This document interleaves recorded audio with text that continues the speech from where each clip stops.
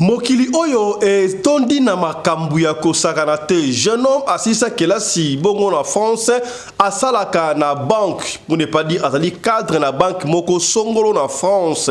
Kasi kaka ndenge baninga bakosaka na bakosaka ke il faut oluka protection pour poste o sala ngwana mingi mindele ne basoki bazalaka na yango kasi yo mutu mwindu il faut okanga nzoto pona okanga nzoto tala na yebi papa moko songolo na Afrique akanga batu nzoto ndeko bali oyo abenga papa wana yebiseno yaka na Afrique awa pona sala makambo po o garder poste na yo mwana mobali asenga congé na musala akenda bongo na Afrique ayeda Congo démocratique basale lié makambo bakangi nzoto comme se doit papa nganga oyo yebise kende ndenge wali wana nzoto oza kokanga malo mo osala mate akoma na poto boyaya asali kaka 2 mois a se retrouva à zonga na Congo mystérieusement na ndenge nini alamuki na tongo akei musala avandi na bureau na ye quelque temps après abimi lisusu na Congo na temple ya nganga wana abandi kolela na komi awa ndenge nini ngai na bimaki Congo te na longwaki na mundaku na ngai na kei musala na komi na Congo ndenge nini nganga yebisiye oye awa oye kobongisa eloko oyo obebisaki awa tango yaki na kimutu obebisaki makambu okanzaki okokima yango yekozong awa salaka angela eloko nini jeune homme oyo abebisaki nini akendaki pona ba protéger nzoto ya komikuna akomi makambu susu yango lisoto kobetela yo lelo. Alerte, salaka attention, surtout bandeko nyo, surtout au en Afrique en général, particulièrement la République démocratique du Congo, soki osombi bakisi. Yaya makambo ya bakisi otoni kolobelango chaque fois, surtout bakisi à capsule. Capsule za oyo e fungama n'est-ce pas? Ba morciciline, ba cloxakine, surtout fungama salaka angele avant ya komela yango fongola yango pona o vérifier. Ndeko bali oyo asombi bongo capsule ya cloxakine asombi yango na 1500 femmes obimba po amela oba komela ki ordonnance pa ya munganga kasi avant mela yango espèce afungwa na kati atana nanu soki ezali na kati kuna poto monaka njoza ka ba sete na kati musuba taka ba bilo ba gilette mais ameka ko fungwa la boyaya nzoka ndeza nango chiffon élastique plastique bobimba passier office congolais de contrôle batali makambo oyo tokozongela ka émission ya lelo. Unazozwa kisi oyo nazoluka ndenge ya kodécapsuler tokosala expérience nga na bino nazo décapsuler kisi oyo naza ko décapsuler yango nazo décapsuler kisi oyo nga na bino nazwi kisi yango oyo nafungoli capsule moko ya kisi yango moni capsule ya kisi oyo nafungoli yango nazwi natala na kati kotala na kati meme ezoboya bomoni niti ezoboya bomoni siko naye kofungola nga na expérience na takala mona daiba kisi ezalaka na kati poussière mais bomona kisi niti ezozala bomoni kisi est-ce que kisi oyo kaka na Kinshasa ya na yebite tokobenga yango nini ezali oubli to asali yango na nkondeko oyo asali kek na kati nango ya tala bate gilette na kati na yebite pendant que banaye kosala pâte gilette ekweki na kati yesa yeba ekoti na kek to ndenge nini heureusement ndeko oyo ali aptitude ya avant lia kek abuki yango kasi soki ali yango ndengo wana mele gilette na kati kuna ekati ba intesté engé kozala ndenge nini tala eloko ya boya ya pasi na ebité o ezali erreur to asalaki yango na intention nini to kozongela ka na émission ya lelo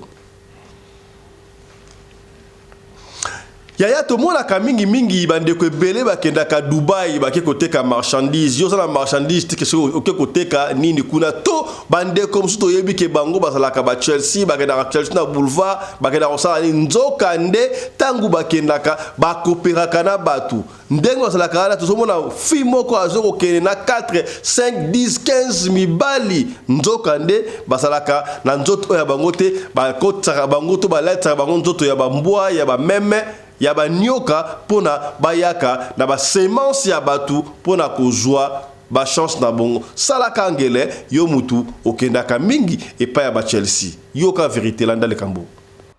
On va parler de la sexualité du mort. qui est très important. Et la sexualité, des blocages. Parce que certaines personnes passent leur temps à troubler les gens. Ah, tu es bloqué, tu as couché avec telle fille. Ah, tu es bloqué, tu as couché avec tel monsieur. C'est faux. Dieu met une barrière dans la sexualité de deux personnes. Ça, c'est la protection même de Dieu. Maintenant, il peut sans dire qu'il y a des initiations qui se font. Il y a des liens qui sont soudés qui ne peuvent pas être défaits si certaines choses ne sont pas faites. Par exemple, la sexualité du mort. Toi, tu couches avec une fille aujourd'hui. Au bout d'une semaine, elle meurt. Ou tu couches avec un homme aujourd'hui. Au bout d'une semaine, il meurt. Comme vous vous donnez des énergies, vous pactisez ensemble. Le sexe, c'est un pacte. Mais ce n'est pas un pacte comme certains le disent. Pour aggraver la situation. Ah, tu as couché avec lui, ta vie est en lui. Ou tu as couché avec elle, ta vie est en elle. Ce n'est pas vrai. Mais le pacte du mort. Il ne faut pas souhaiter être sorti avec un homme ou une femme et que l'homme meure ou la femme meure. Tu as vu que dans nos symboles africains, on donne 3 mois à la femme. On donne 3 mois. D'autres donnent 40 jours.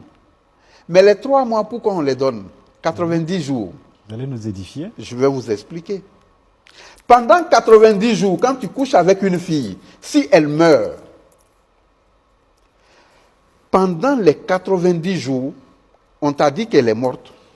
Si tu ne fais pas le rituel de l'œuf, elle va avec une partie de toi pendant les 90 jours. Et dans les 90 jours, le rituel de l'œuf doit se faire. Ce n'est pas compliqué. Dès qu'on te dit qu'elle est décédée ou dès qu'on te dit le monsieur est décédé, tu prends un œuf, tu dis ce qui m'a uni avec lui sexuellement, je le défais, tu casses l'œuf. Alors, bonjour. Tout ça, Kinshasa, Ce qui peut avoir un peu de mingi, na linga kabango mingi. Tout comme casse. Na opposé, hein? Na opposé vidéo. Hein? Hey.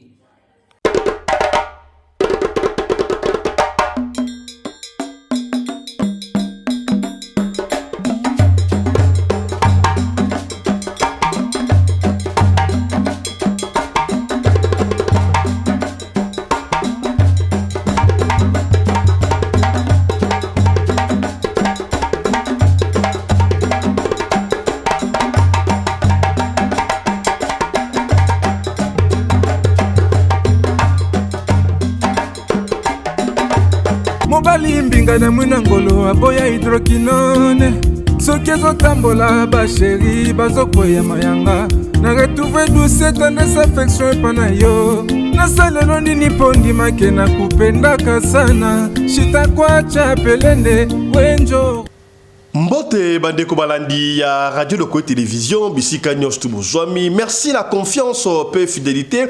Bozali ko continuer ko pesa programme oyo Radio Lokoe Masolo et pa wapi to kuta na ka pona ko solo la makambo zali ko leka bongo na communauté na biso africaine en général. Mingi ya biso batu ya mangala. Kombo na ngai c'est Fiston Pelende. Tata ya Sedeke soki ebingaite kombo na ngai ya ngowana ya to senga kana yo chaque fois bo bande d'émission oyo soki okoti eloko ya liboso o aimer vidéo soki osali abonné o aimer vidéo et puis o partager soki mba liboso yo mona biso zwa soin ya ko s'abonner na chaîne oya biso et puis soko o s'abonner ko bosa na te ko fina bongo cloche ya notification pona o rataka ba programme na biso ata soki mu kiete. Programme oya Radio Lokoe Masolo ezali kosunga batu ebele po masolo otobetaka awa to inventaka yango te to salaka pe auteur ya masolo ote ezalaka bino moko de opesa kabiso masolo oyo masolo zoleka peut-être ya muninga na yo ya connaissance na yo ya famille na yo ya leki na yo ya ndeko na opesa kabiso bete yango pona ko nuire batu te kasi pona kosunga kaka esika ndeko akwei yo okwea te esika ndeko alamukaki alongaki yo pe olonga yango to bengaka programme oyo programme ya éveil ya conscience. Est-ce que komi? Voilà, c'est que bien et kendaka ndengoana. Tika to rappeler ndeko. Racheter le temps quand les jours sont mauvais. Libanda kuna c'est très dangereux. Batu bazo ko empoisonner batu na dimension moko okondimate ya. Okondimate ya kosakana te ya. Bakoche la o poison kaka pona yo olataka bien. Bakoche la o poison kaka pona bana na bakena soit disant entre parenthèses école ya bien. Bakoche la o poison pona kaka osombi mutuka. Mutuka on peut ya sikate ya occasion. Donc on ne sait pas par exemple les légions. Yango wana ya se protéger. Protège-toi et le ciel te protégera yaya. Benga biso to en contact na bandeko anti-poison. Anti-poison ototoloba awa mbuma ya lide soa. Ezayi lokola mbuma ya lide soa. Prochainement, to ko laksa bino yango susu poto laksa bino balebele mais to kozonga susu to laksa bino yango. Mbuma moko soko ole yango. Crème moko wana garantie à 6 mois na nzoto ata batelio poison ya ndenge nini yaya ekozwa yo te. Dembuma garantie à 12 mois. Donc o loba kité to lobi benga to lombango tout en contact na bandeko oyo bazali bongo na anti-poison ozoyango. So vous na États-Unis d'Amérique na Canada proméate balo ezali pe déjà kuna partout ozali anti-poison wana ekoko mela yaya. C'est naturel est kokomi. C'est que bien, voilà. Comment se fait-il que jeune homme, à la mouki na Tongo, célibataire qu'il est, a joué Moussala bien, à banque, na cadre poste, on a joué, malobi poste, on a ming occupé par Aminde, les cassiers, tout le monde tellement attendu qui m'a les moines au Congolais, parce que m'a a joué poste, on a bandinga ba kosiye a kende ko kanganzoto. A kende ka kanginzoto bien Afrique, yemo a kendaki, kastanga zongi boye. Nganga refoulé mystiquement na Afrique a refoula qui est pour na nini ne commence à insister ya yango na kobetre le solo lelo salaka angele ce qui OK mission vandaka kana mission okeli ko kendera makam soute po mabe ekoki koko makasi yambo to ta solo ya jeune garçon oyo ba refoulé pa nganga mystiquement tika to développer moi 2-3 points oyo moni bongo na sommaire. Yaya makambo ya bakisi oyo to ali koloba to bakanga ki ba loya bakisi uta ki bongo na Angola ezo kota côté ya lufu kuna ba tali ba loya bakisi yango za ki ba fufu ya kosarate ba exemple ezali légion. Est-ce que moi ezate to consommer bakisi kaka o ba produit kuna na Congo ba benga ngoni shani metini sala bakisi pa na biso kuna ezali.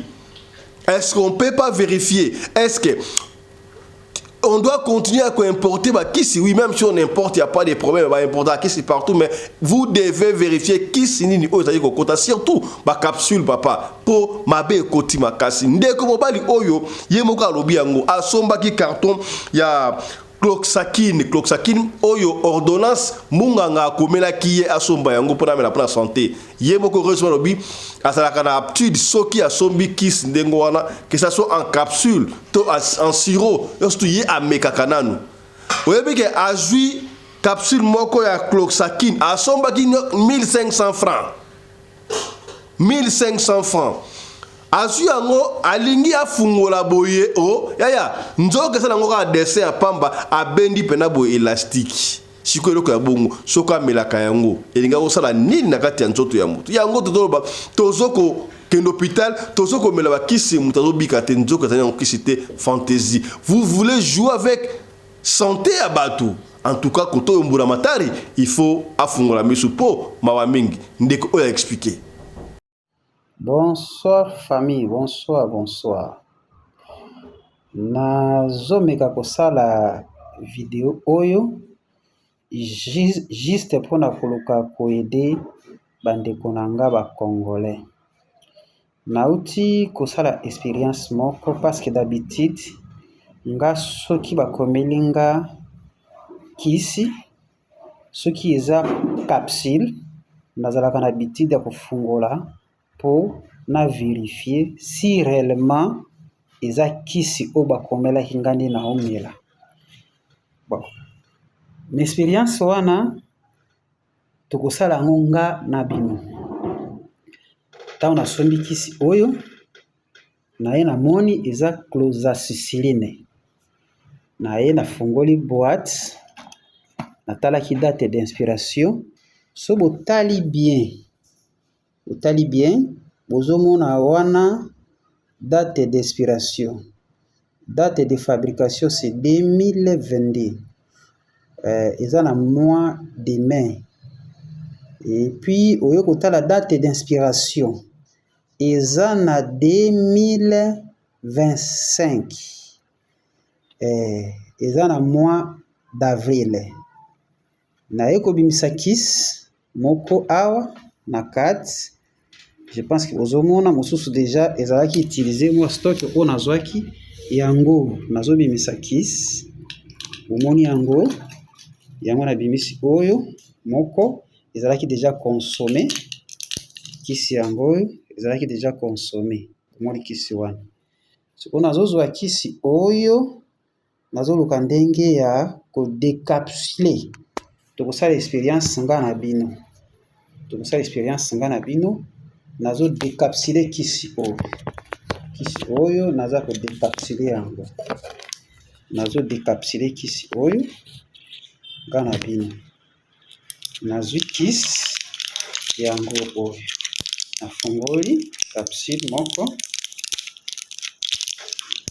moko ya kisi yango omoni capsule ya kisi oyo nafungoli yango nazwi natala na kati kotala na kati meme ezoboya bomoni neti ezoboya bomoni siko naye kofungola nga na expérience nazalaka nango nazali kisi ezalaka na kati poussière mais bomona kisi neti ezozala bomoni kisi est-ce kisi oyo kisi soki médecin akomeli yo okie na pharmacie osombi pe omeli conséquence nango ekozala nini mpona santé ya moto kisi oyo neti bozomona nakoki kofungola bino meme 5 capsules eza ndenge moko kisi oyo résultat nango ekozala nini mpona santé ya bandeko na biso bacongolais. D'habitude bandeko so bosomba kisi ya capsule ozalaka lisusu presse komela te bamindele oyo tozoyeba te eloko nini na baizini oyo bazoluka mpona santé na biso bacongolais. Ezalaki juste mpo ya koede bino bandeko bomeka kopartage video oyo mpo ya kosauve vie humaine ya bandeko na biso bacongolais. Merci.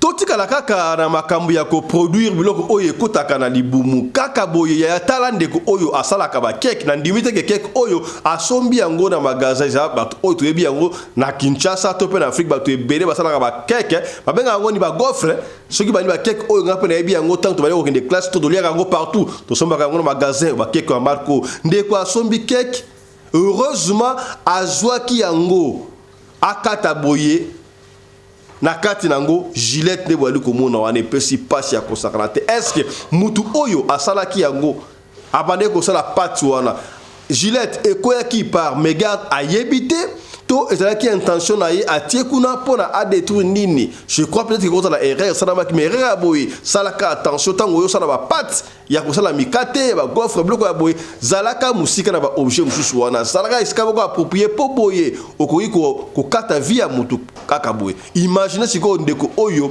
soki aliaki keko wana akati yango melinde ngo wana na kati kunenge ko sala ndenge ni to mona yango ba lebele mutu mususu ale loko kaka boy o salaki na bien tanga leka loko boy abandi ko kalibu mpasi. Est-ce que ba jete wana okata kata michopo na kati kuna te okeno hôpital boy ndeko akufi o hémorragie interne e uti wapi nzoka na cake osombaki nzoka na mikato osombaki nzoka na gaufre osombaki salaka angele sala attention ya eloko tu ya kosomba surtout ya kolia kozanga petito yango okata na minu bamote kataka yango na maboko ota na kati qu'est-ce qui y a kuna ata kutulipa. Est-ce que komi te expliquer la vérité autre loba kité tolobi voilà. Yaya bande ko belé basalaka business ya côté ka pilipili chaque fois baka bato bateka ka pilipili ki ba tekaka nzoto na bango c'est-à-dire que la marchandise ozo koteka ozala marchandise ya koteka te mais ozali koteka nini yango tolobaka yango ozo koteka pilipili baza ebele baseur ebele bakenda poto pona koteka ka pilipili baseur ebele bakendaka ye musani yango wana omona salaka na Afrique o akendaka peut-être Brazzaville akekuna ake coopération nzoka ake koteka pilipili tanga kozonga boye azongi na mbongo akendaka peut-être Dubai ake ateki pilipili ake do baza ebele basalaka banini wana o mama na biso akendaka Dubai asalaka na salon na Dubai salon ten bakendaka koteka pilipili okoyeba te bon misusu parce que na rappel musala ya solo mais misusu bakendaka pe koteka pilipili nalingi olanda na ngai ndenge ba expliquer nzoka ba vérité cachée ezali ebele yaya nzoka soki obimi na mwasi to na mobali lien wana ezalaka etikaka pendant 90 jours soki obimi na mobali to na mwasi eke avant 90 jours mobali wana akufi to pe mwasi wana akufi tangu ya akufi akena ba esprit na yo mususu parce que tangu a fait zaka échange ya ba spirit échange ya ba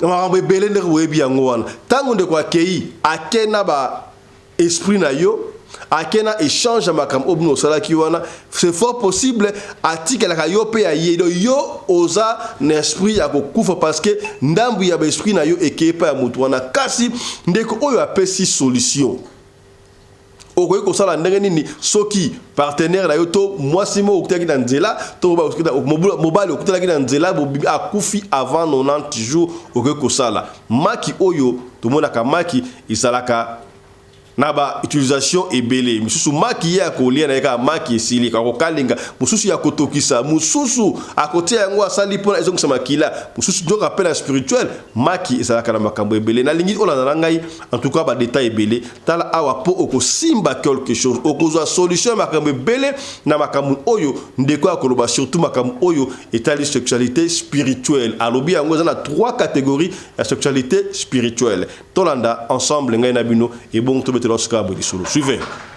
On va parler de la sexualité du mort, qui est très important. Et la sexualité des blocages. Parce que certaines personnes passent leur temps à troubler les gens. Ah, tu es bloqué, tu as couché avec telle fille. Ah, tu es bloqué, tu as couché avec tel monsieur. C'est faux. Dieu met une barrière dans la sexualité de deux personnes. Ça, c'est la protection même de Dieu. Maintenant, il peut sans dire qu'il y a des initiations qui se font. Il y a des liens qui sont soudés qui ne peuvent pas être défaits si certaines choses ne sont pas faites. Par exemple, la sexualité du mort. Toi, tu couches avec une fille aujourd'hui. Au bout d'une semaine, elle meurt. Ou tu couches avec un homme aujourd'hui. Au bout d'une semaine, il meurt. Comme vous vous donnez des énergies, vous pactisez ensemble. Le sexe, c'est un pacte. Mais ce n'est pas un pacte comme certains le disent, pour aggraver la situation. Ah, tu as couché avec lui, ta vie est en lui, ou tu as couché avec elle, ta vie est en elle. Ce n'est pas vrai. Mais le pacte du mort, il ne faut pas souhaiter être sorti avec un homme ou une femme et que l'homme meure ou la femme meure. Tu as vu que dans nos symboles africains, on donne 3 mois à la femme. On donne 3 mois. D'autres donnent 40 jours. Mais les 3 mois, pourquoi on les donne 90 jours. Vous allez nous édifier? Je vais vous expliquer. Pendant 90 jours, quand tu couches avec une fille, si elle meurt, pendant les 90 jours, on t'a dit qu'elle est morte. Si tu ne fais pas le rituel de l'œuf, elle va avec une partie de toi pendant les 90 jours. Et dans les 90 jours, le rituel de l'œuf doit se faire. Ce n'est pas compliqué.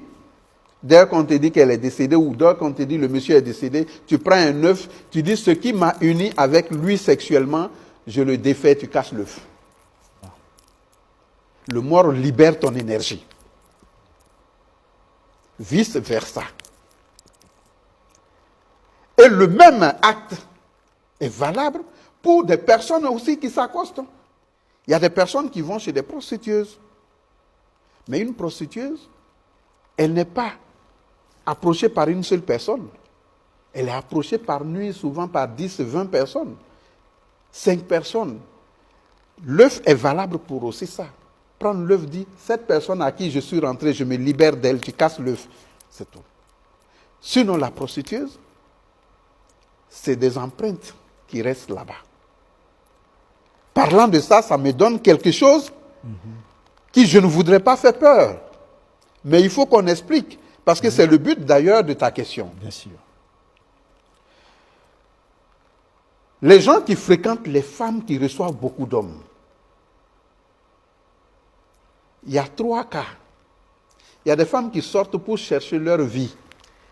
Elles ne sont pas initiées. Non. Elle est sortie, la vie est difficile pour elle.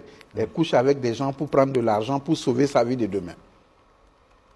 Il y a des filles qui rentrent dedans pour avoir des moyens, pour payer leurs études. Je ne justifie pas.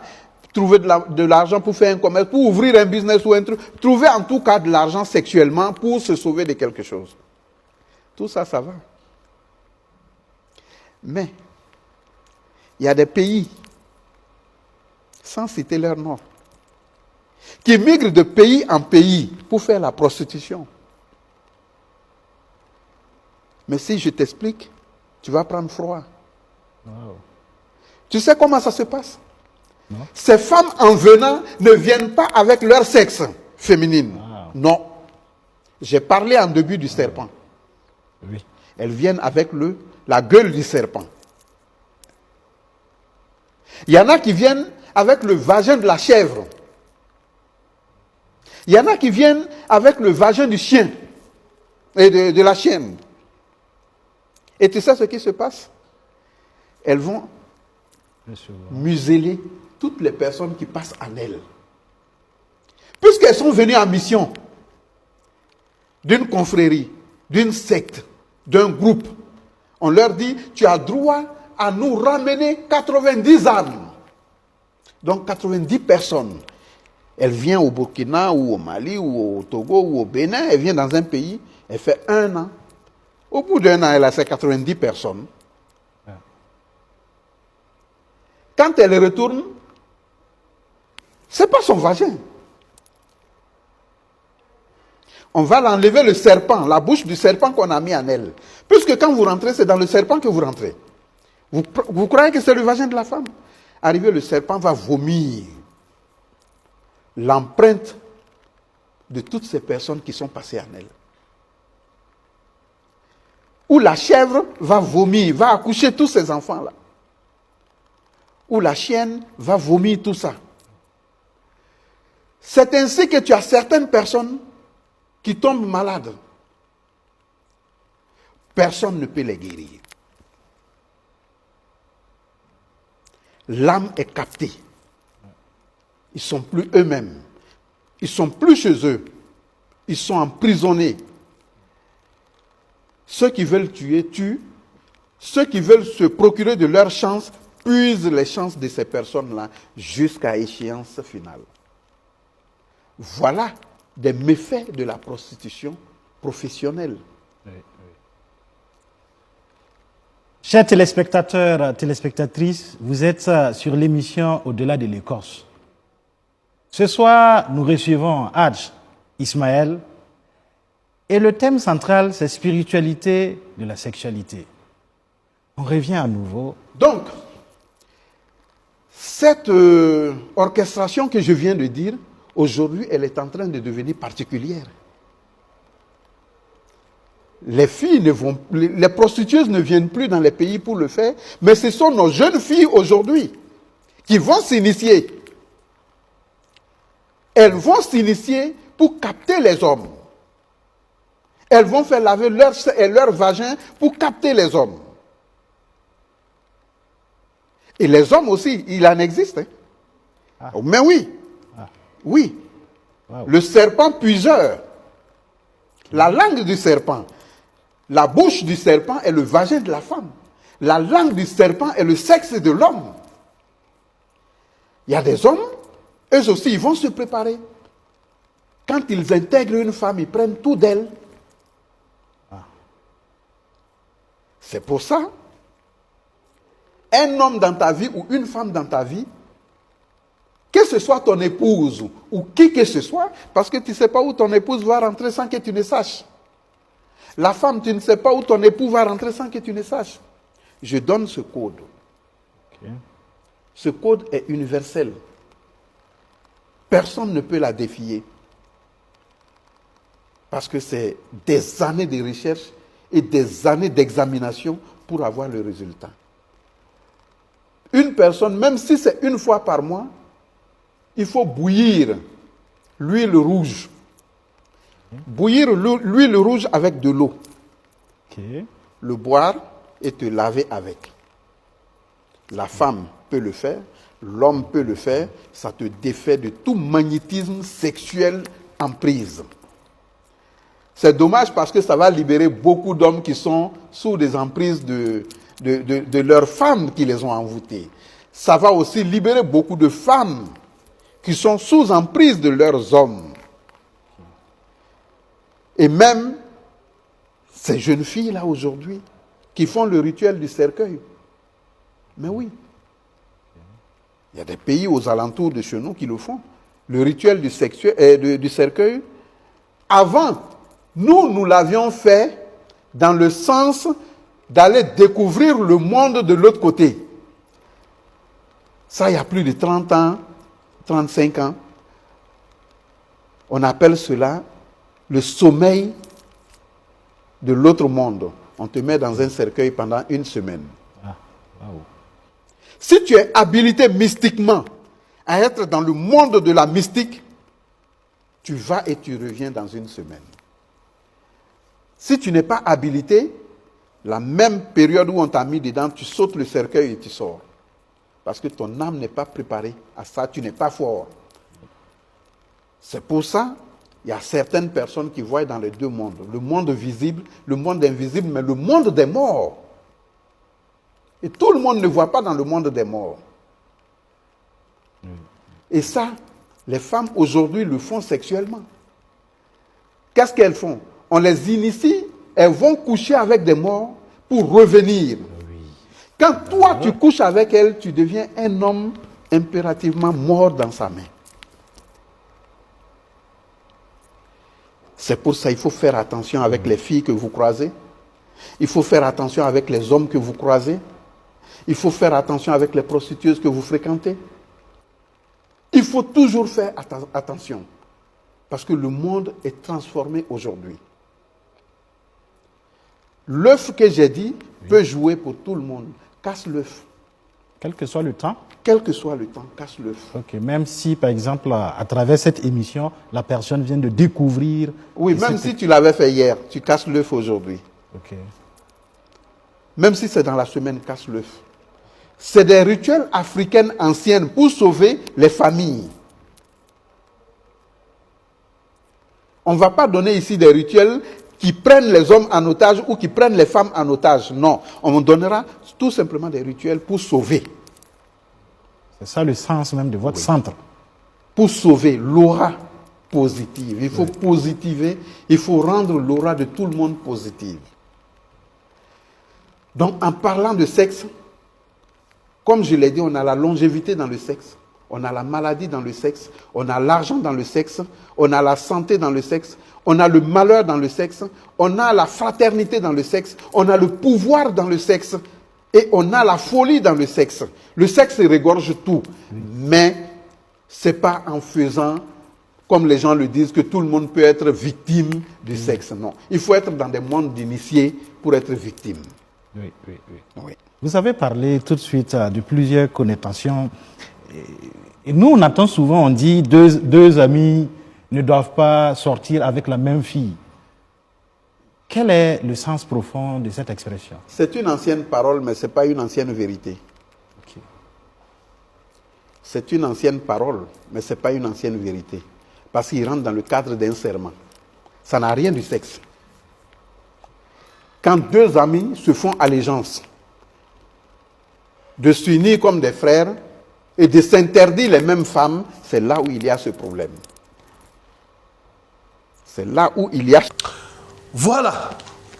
Il y a un truc qui est lisolo oyo sala bongo na France mikolo masolo ya France France oye do masolo belto ko beta mikolo e sala makaka na France boyebi yango soki mwana abotami na mikili en poto to akei mwana muke atangi kelasi opportunité et que ko pesa mela mwana azwa musala ya bien yango to ali ko benda matoyo okomona mwana abotami na France abotami na poto ya mwana abotami na poto koli ozu diplôme d'état Ozu bac, au lieu kende collège, institut supérieur, Tony, au musala ya bien, yo préféré, kokena yo kosa ba femme de chambre, ba échafaudage, koso wana botike na ba parents oyo, bazoko bunda, ba tu ba uti Afrique, ba ye, azoko bunda, azwa moi quelque chose pour atteindre yo kelasi okoma mututu beta masolo awa oyo mama sa femme de chambre konso asungi pona yo otanga kelasi papa ki asale échafaudage asale misala ya makasi abimi banda tongo 4h ti ozonga ba 22h pona yo ozwa vie oui papa sala kindengo wana mama sala kindengo asiko yo koli au préféré au banana yo ko sala misala ya pamba au côté na maramba putulu salaka anglais uzala exemplaire est-ce que au commis voilà ndeko bali oyo tango asisi kelasi jeune garçon oyo asisi kelasi azui musala c'est un jeune de 25 ans azui musala na banque moko ya munene na France awa toza en plein Paris aosa na poste wana kaka nde zalaka baninga bazwa envier baninga bazwa envier kutu asomela papa na mutuka asomela mama na mutuka donc ça va ya kosakana te ça va donc ça va azapela appartement na ye d'ailleurs après ça déjà benga on est garantie déposite pour na asomba ndako c'était très bien boyebi kaka ndenge zalaka baninga ba camarades babi poste yo ça na ngwana yeke poste na ngwana poste wala se réservé aux blancs c'est réservé aux blancs mais tout cas moi ndenge ba tu poste en tout cas aux alliés chansards oui effectivement ba mindele mususu ba ndeko ko jalouser pe na musala pour na poste parce que boyebi hermoko mindele ce cas au na noir a commandé ça la kamwa mbilinga mais il commandait des blancs. Il commandait des blancs, ça musala et trop pegisa yango te do musala yeba le sala que non, yé a commandé kuna ce qui était normal. Amoni yango pe moi insécurité par rapport à badira baninga, on ça va les amis, qu'est-ce que je dois faire? Oh non, tu sais pas. Il faut oluka marabout, moko oluka ancêtre, moko boye à Kangayon, c'est comme ça se passe en Afrique. Oui, mais malgré que nous sommes nés ici en Europe, mais nous sommes des Africains, ça se passe comme ça. Hein? Ça se passe comme ça, n'est-ce pas? Ça se passe comme ça. Oh, alors, non, moi,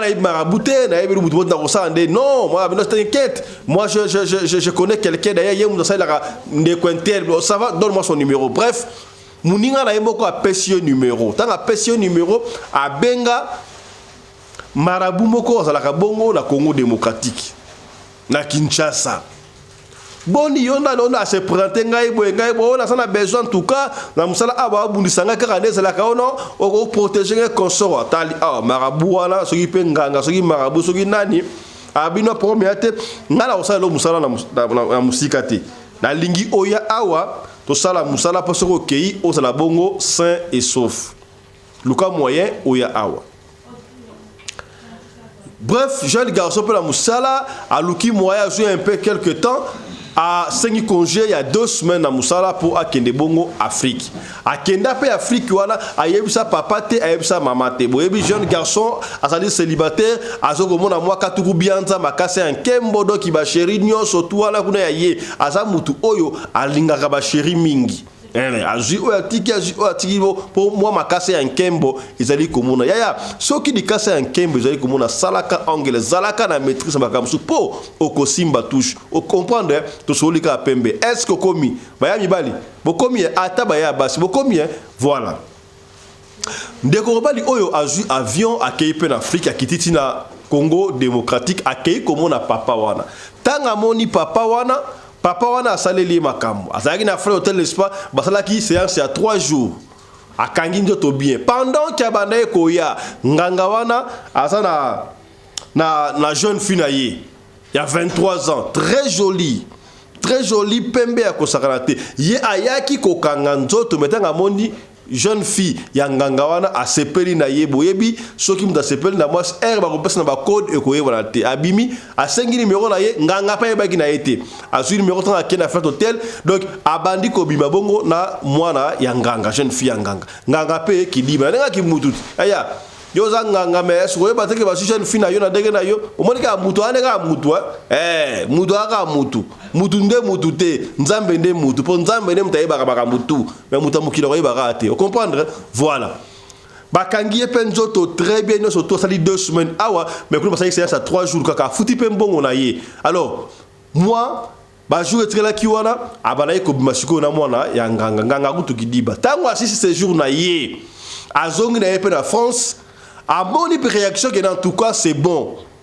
En tout cas, c'est bon. Donc, a commission à l'objet ça va protéger à Kosarate, donc Moussala qui toque Kosarate, donc Paris réussi.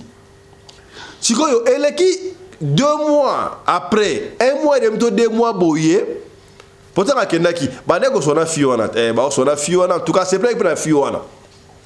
Fiona epsie no nde naza awa nga nazali na retard tango yaki ukutelaki otikaki na retard nani moi je pas être voulu africaine car ndengo zo koselanga parce que nga za la poto en tout cas ne m'appelle pas bou à bloquer Fiona avant bloquer kutna mais na epsie vérité la kosa ndenge na epsie za yo parce que nga mona oyeba ote pour nga za la poto ndengo sa bo promiate fille à temporiser avant dit moi patience quand des la rata ego benga susu ayamba te ego benga rata skolo na famille pe e bandi ko reverser maman moni mais moi na oya za boité qu'est-ce qui ne va pas obela nini bon ay ba otano moi na asana retard alors tout dit mutuna maman qu'est-ce qui ne va pas wana papa tunier nini oyo retard des na nini a lui vérité non za tonto wana wa otaki poto salisa donc yé ko salisa busala mais yo beaucoup na ndenge nini bino bana mikolo moni mutaye pa uti poto ko sa misala yo olandika pa uti poto boleka buta siko ya lobi nini o papa ngana ebité moko benga ye azoko bloquer azoko yambanga ite azoko tanga téléphone ay senga biso ba faire kini kana dengo wana ye bimaka mo alors yebongo ça va yaka benga na misu nangai a benga zo yambata benga zo yambati bon. Yé mon papa, pas ça client na yé, a joué numéro na yé, a bengi, a yambi. Boni, comment tu vas? On va bien, mais ma marché bien, en tout cas, papa, ça marché qui toque, comme ça va. Mais ndenge ni yo, oyaki musala awa oye, otiki mukumba na yo awa ndenge nini. Il faut ça la nyon surtout aussi ça mukumba na yo. Oh mais mukumba ndenge na yo. Et on m'a kamio sali awa yo bien ngote na mo adanga moi. Si ça la tout, aussi makamwana. Le jeune garçon sikoyo asali lokola ganga en tout cas na makamwante ngana seke makamwante ngana équipe na osali sanga c'est bien on est sorti une ou deux fois comme ça entre moi je ne sais pas j'ai pas le temps pour ça t'as pas le temps pour ça ndenge mais et ça bukumba oyaki soko oyaki musala na sala que musala ça allait finir mais yo au baki c'est le comme sous quoi musala ça c'est pas mon problème tu dois passer pour na régler en tout cas moi j'ai pas le temps pour à 4 téléphones à bloquer avant bloquer à 4 téléphones. Papa na tiki ya nganga lobi so bengi ya zo yamba ta bengi 3 fois yamba te ba ko benga yebo sika ta na WhatsApp a bloquer siko banga bloquer mwana a bloquer na papa wana ya nganga ça va di kambuté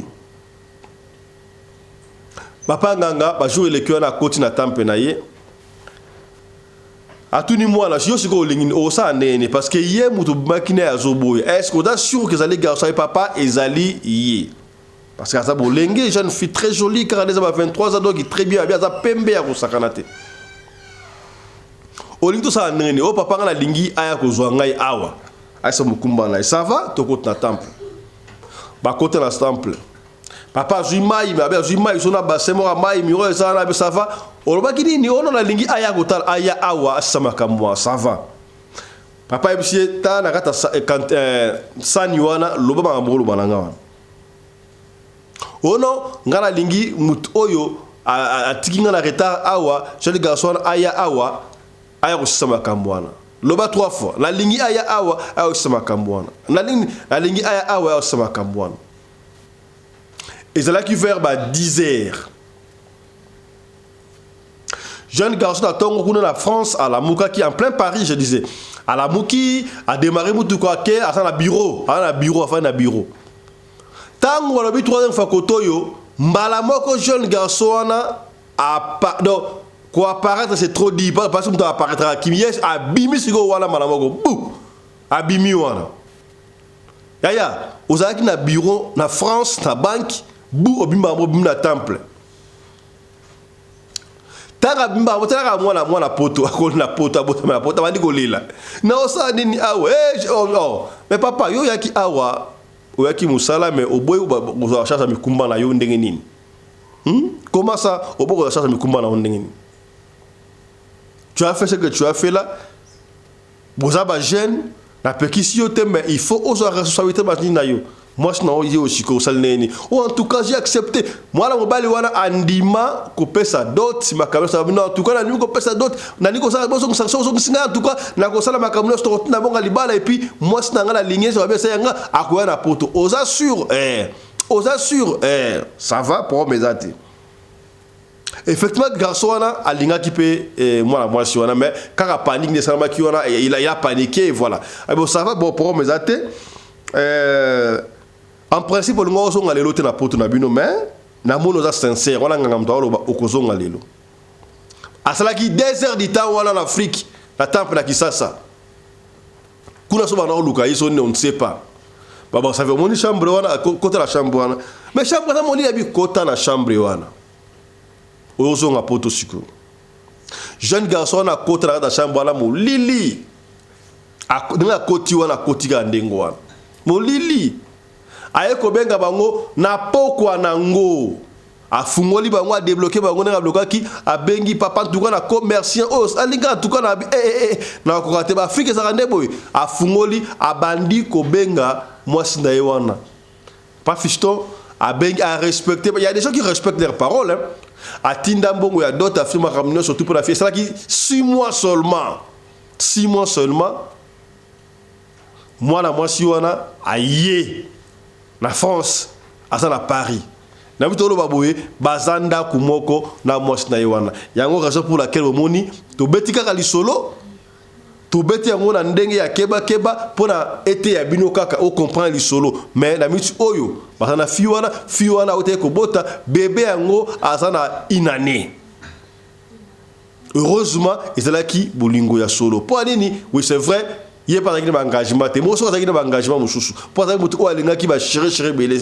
Mais tout le monde chance naie ezaki ya mwana nganga toneni abalié la contre-volonté ton volonté yé d'après mon tapé solo à linga qui bana fiwana à sa implémentation sauf que akenaki vite en besoin. Voilà. Donc salaka angele. C'est vrai et tourner mal te pour la fille oyo abali fiwana pour la moi et puis secret wana mutu ayebi yango te ka famille nganga famille ya mobali wana ya jeune garçon ayebi yango te mama ayebi te papa ayebi te bandeko ayebi te abomba yango na beti kaka lisolo betembe ba koyeba pete poto beti yango na ba code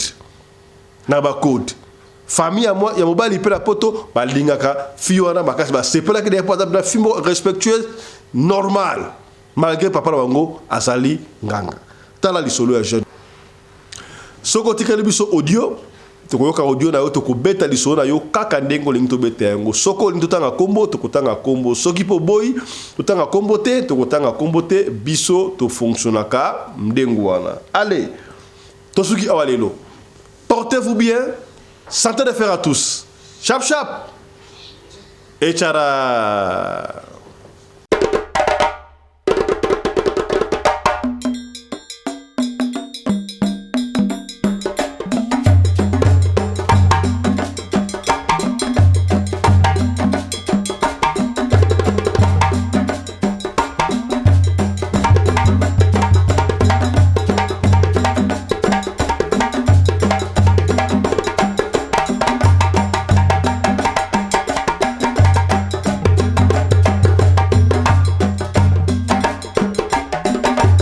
mobali mbinga na mwina ngolo aboya hydroquinone soki ezotambola basheri bazokoya mayanga na retrouve douce tendresse affection epa na yo nasalelo nini mpo ndimake na kupendaka sana shitakwacha pelende wenjo